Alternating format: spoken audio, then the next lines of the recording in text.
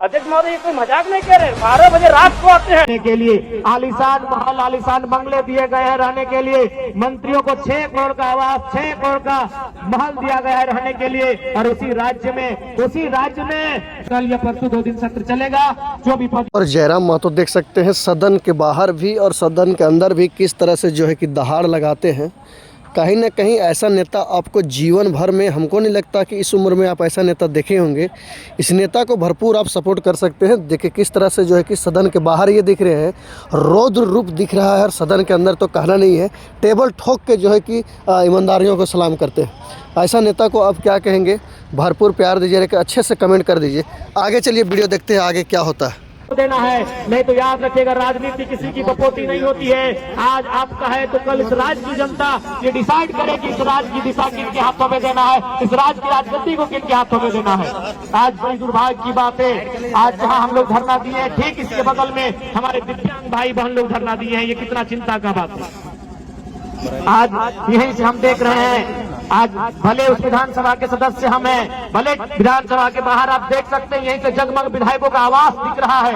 आज कहीं न कहीं हमारा देश और हमारा राज्य भी विरोधाभास का राज्य बनता जा रहा है। आज हमारा झारखंड विरोधाभास का राज्य बनता जा रहा है। एक और जहां हमारे माननीय विधायकों को 4 करोड़ 32 लाख का आवास दिया गया है रहने के लिए, आलीशान महल, आलीशान बंगले दिए गए हैं रहने के लिए। मंत्रियों को 6 करोड़ का आवास, 6 करोड़ का महल दिया गया है रहने के लिए। और उसी राज्य में जो अपंग है, जो अपाहिज है, जिन्हें हम दिव्यांग नाम दिया गया है, जिन्हें दिव्यांग कहा जाता है, जिनका हाथ नहीं है, जिनके पांव नहीं है, जिनकी आंख सलामत नहीं है, जिनके शरीर का कोई ना कोई अंग सलामत नहीं है, आज वे लोग पेंशन पाने के लिए आंदोलन कर रहे हैं। आज कई महीनों से उनका पेंशन बंद पड़ा है। तो सोच सकते हैं आज झारखंड की दिशा को किस ओर आप लेके जा रहे हैं। इसलिए आज इस कार्यक्रम के माध्यम से राज्य की सरकार को सीधा चेतावनी होगा, राज्य की सरकार को सीधा संदेश होगा कि आप अगर हमारी जो मांगे हैं, जिन मांगों को लेकर हमारे संगठन के पूरे टीम के साथी डुमरी से रांची चलकर आए, अगर उन मांगों की पूर्ति नहीं की जाती है तो यह पद यात्रा है। पद यात्रा के बाद हम लोग एक नई यात्रा, एक नए कार्यक्रम की रूपरेखा तैयार करेंगे और झारखंड सरकार को ईंट से ईंट बजाने का काम करेंगे। इस बात को भी सरकार याद रख ले, इस बात को भी सरकार को याद रखना होगा कि आज, और यह तो आपको अनुभव करना होगा। आप कहते हैं आप और जो पूरा राज्य जानता है कि आप आंदोलनकारी के सुपुत्र है, लेकिन कैसा आपका परवरिश हुआ है, आप कैसा आंदोलनकारियों का सम्मान करते हैं कि आज आंदोलनकारी के राज्य में आंदोलनकारियों की स्थिति कहाँ है। आज आपने 10,000 सहायक आचार्य की नियुक्ति दी, मैं पुनः उसके लिए आपको बधाई दूंगा। मैं पुनः आपके साथ उन 10,000 सहायक आचार्य को भी बधाई दूंगा। लेकिन सवाल ये होगा मुख्यमंत्री महोदय, आपने ये तो झारखंड की जनता को बता दिया कि आपने नौकरियां दी, लेकिन क्या आप बताएंगे कि ठेकेदारी किनको दे रहे हैं? जो 50 करोड़ का, 100 करोड़ का, 200 करोड़ का, 500 करोड़ का, 1000 करोड़ का टेंडर जो निकल रहा है, वो टेंडर आप किसको दे रहे हैं? ये भी राज्य की जनता को बताना होगा। आज एक उपायुक्त के बगल में, उपायुक्त के पीछे, डीसी के पीछे, डीसी के आगे, डीसी के दाएं, डीसी के बाएं जो व्यक्ति खड़ा होता है, जो काम करता है, वो आउटसोर्सिंग के माध्यम से आता है। ये भी आपको बताना होगा कि झारखंड की कितनी आउटसोर्सिंग एजेंसियां झारखंड की सक्षम है। उन आउटसोर्सिंग एजेंसियों के माध्यम से चयन होने वाले कितने नौजवान हैं शून्य निकाल डालने के लिए, और अफसर ने मजाक बना के रख दिया है। जवाब नहीं देंगे। ये सवाल जनता का है। जिस जनता के टैक्स से पैसे दिए वोट पहनते हैं, जिस जनता के टैक्स से पहनते दिए वोट पहनते हैं, उस जनता का सवाल है। और जनता का सवाल का उत्तर नहीं देते अफसर। जो ईमानदार है उनको यहाँ से जोहार है। लेकिन जिन्होंने कितनी बहनें, कितने भाई झारखंडी है, ये भी आपको बताना होगा। केवल नौकरियों में आप झारखंड को केवल ये मत दिखाए कि नौकरियों में, नौकरी के अलावे भी जो आउटसोर्सिंग एजेंसियां हैं, जो ठेकेदारी प्रथा है, वहां झारखंड के लोग कितने हैं, यह भी आपको बताना होगा। इस बात को आप नहीं भूल सकते हैं। और आज बिल्कुल ये दुर्भाग्य का बात है, 25 सालों के झारखंड में अगर कुछ बदला है, इन 25 सालों के झारखंड में अगर कुछ बदला है तो केवल नेताओं का जीवन बदला है। इन 25 सालों के झारखंड में में कुछ बदला है तो विधायकों का जीवन बदला है, सांसदों का जीवन बदला है। देख लिए होंगे किस तरह से जो है कि देखिए रात का मौसम है और सदन के बाहर आप लोगों को पता होगा कि 180 किलोमीटर के इस चाल में जैसे ही सदन पहुंचती है, मानसून सत्र के बाद जैसे ही निकलते हैं जयराम कुमार महतो, रात को जो है कि सदन के बाहर जो है कि अपनी टीम जेलकेम के परिवारों के साथ मिल करके किस तरह से जो है कि गरजते हैं। अब वीडियो को तो देख लिए होंगे, तमाम दर्शक इस वीडियो को शेयर करते जाइएगा।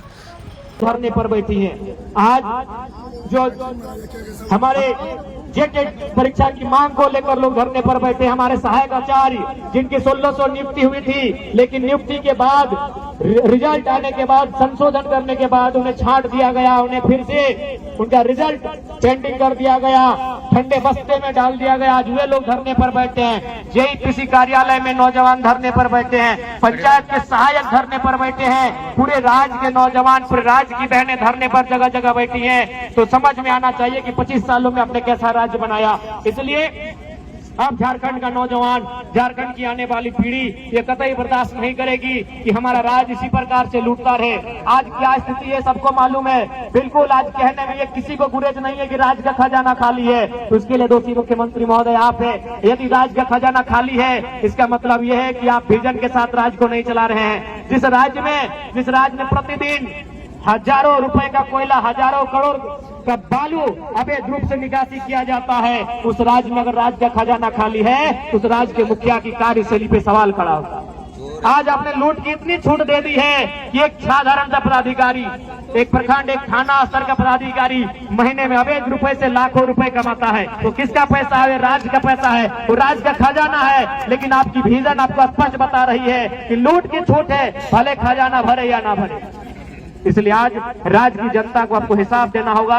और यदि राज्य की जनता को आप हिसाब नहीं देते हैं, यदि सच समय राज्य की जनता के जो मुद्दे हैं, विशेषकर स्थानीय नीति 1932 का खतियान हो या 1964 का खतियान हो या भाषा संस्कृति परंपरा का आधार हो, यदि इस राज्य के लिए आप स्थानीय नीति नहीं बनाते हैं, इस राज्य की जनता जिन्होंने आपको पलकों पे सजाया है, ये आपको धूल में मिला सकते हैं। इस बात को याद रखिएगा, क्योंकि विधानसभा शाम की आवाज है और शाम की आवाज दूर तक जाती है। और आपके पदाधिकारी, आपके मंत्री, आपके विधायक भी जरूर इस बात को सुनते हैं कि आज दिन भर जो लोग धरना पर बैठे थे, चाहे वो दिव्यांग हो, चाहे वो आंगनबाड़ी की दीदी लोग हो, चाहे वो जेलकेम के तमाम साथीगण हो, चाहे वो सहायक आचार्य हो, चाहे वो व्यावसायिक प्रशिक्षक हो, चाहे वो किसी भी विभाग के आंदोलनकारी हो, उन्होंने किन बातों को रखा, दिन भर क्या क्या हुआ, यह आवाज आपके कानों तक जरूर जाएगी। और यदि आप में जरा भी संवेदना है, यदि आप में जरा भी नैतिकता है, तो आज आपको तमाम जो आंदोलन हुए, कम से कम राजधानी में विधानसभा के दरमियान जितने भी आंदोलन होते हैं, उन आंदोलनों की आपकी समीक्षा करनी चाहिए। यदि आप सही में दूरदर्शी सोच के लीडर हैं, यदि आप सही में दूरगामी सोच के लीडर हैं, आपकी सोच अगर दूर तक आपको लेकर जाती है, यदि आप दूर का सोचते हैं, आप एक विजनरी लीडर हैं, तो आज दिन भर में जब से विधानसभा का सत्र चल रहा है, तब तक राजधानी में जितना आंदोलन हुआ, चाहे आंदोलन करने वाले किसी भी राजनीतिक दल के हैं, उनके मुद्दे क्या थे, अपनी जिम्मेदारी का निर्वहन नहीं किया है, उन पर कार्रवाई करिए महोदय। कारण हम लोग सवाल डालते हैं। चलिए।